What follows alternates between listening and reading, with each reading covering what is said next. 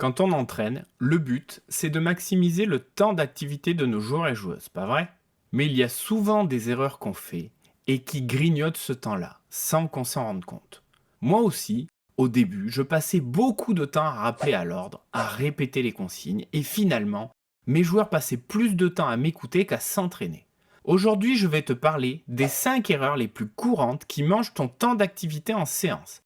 Reste bien jusqu'à la fin parce que je vais te montrer comment éviter chacune de ces erreurs pour que chaque minute sur le terrain compte vraiment. La première erreur qui réduit le temps d'activité, c'est de donner des consignes trop longues. Ça t'est sûrement déjà arrivé. Tu veux bien faire, tu expliques chaque détail et tu te rends compte que tes joueurs décrochent. Certains commencent à regarder ailleurs. Au lieu d'être dans l'action, ils passent leur temps à t'écouter sans agir. La clé, c'est de rester clair, concis et cohérent. Pense à chaque consigne comme un coup de sifflet. Elle doit lancer immédiatement l'action. Plus tu es direct, plus tu laisses de temps pour l'entraînement réel. Quand tes consignes sont courtes et percutantes, les joueurs passent rapidement de l'écoute à l'action. Et c'est là qu'ils progressent vraiment. Et cette perte de temps en explication, ce n'est que le début. Il y a une autre erreur, encore plus surnoise, qui mange le temps d'activité sans même qu'on s'en rende compte. Tu connais sûrement le coup. Un ballon qui roule hors du terrain, un joueur qui arrive en retard, ou une question qui tombe au mauvais moment. Ce sont de petits détails, mais mis bout à bout, ces interruptions cassent le rythme et diminuent le temps d'activité de tes joueurs. Petit conseil simple, prépare ton espace à l'avance et pense aux petits imprévus. Une séance bien anticipée, c'est du temps d'activité en plus pour tes joueurs et joueuses. Avec un plan clair, chaque seconde que tu économises en gérant les interruptions est une seconde de plus pour l'action et la progression. Tu vois déjà comment ces petites erreurs grignotent le temps d'activité de tes joueurs?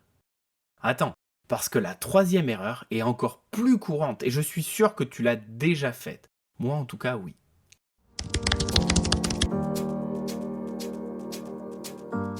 Troisième erreur, ne pas optimiser l'installation du matériel. Combien de fois on perd du temps à ajuster des cônes, déplacer des chasubles ou réorganiser les espaces entre chaque situation ou exercice? C'est du temps qui pourrait être consacré à l'action, mais qui part dans l'organisation.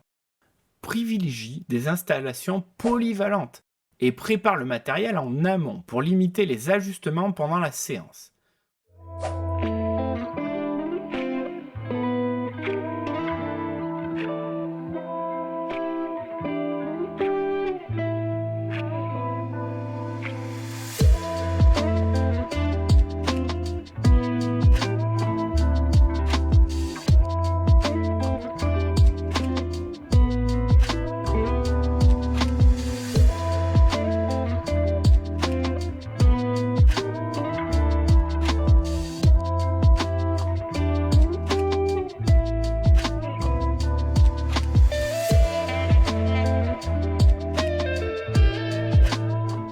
Moins tu passes de temps à gérer le matériel, plus tes joueurs et joueuses restent dans leur rythme, concentrés et engagés. Parfois même, avec une installation parfaite, il y a toujours des éléments qui peuvent venir casser l'ambiance. Et c'est là qu'entre la quatrième erreur.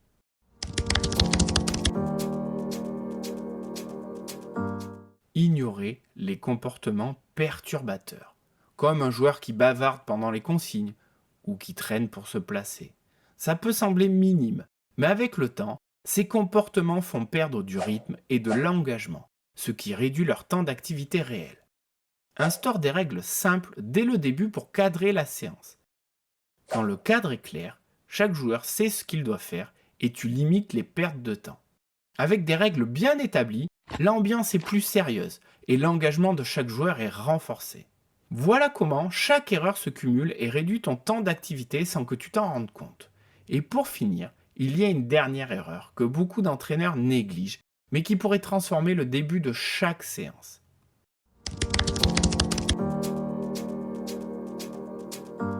Cette cinquième erreur, c'est de ne pas avoir de rituel pour démarrer la séance. Sans un signal clair pour rassembler et capter l'attention de tes joueurs dès le début, tu perds déjà du temps d'activité dès les premières minutes.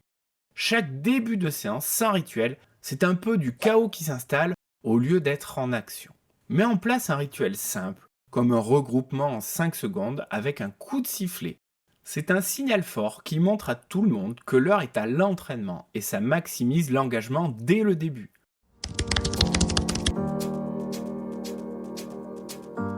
Voilà les 5 erreurs qui mangent le temps d'activité de beaucoup d'entre nous. Les éviter, c'est déjà transformer tes séances et donner plus de temps à tes joueurs et joueuses pour progresser. Si tu veux aller plus loin et découvrir les 17 astuces que j'ai réunies pour optimiser chaque minute de tes séances, j'ai créé un e-book spécialement pour toi, temps d'activité maximum.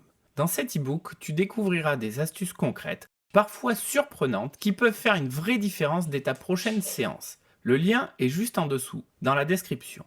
Et tu bénéficies de 25% sur le tarif pour m'avoir écouté aussi longtemps. Tu vas y découvrir comment des séances plus efficaces peuvent transformer l'engagement de tes joueurs et leur progression. Avec cet e-book, chaque minute compte vraiment. Fini les pertes de temps inutiles, place à l'efficacité et au plaisir de voir tes joueurs et joueuses progresser. Je te dis à la prochaine.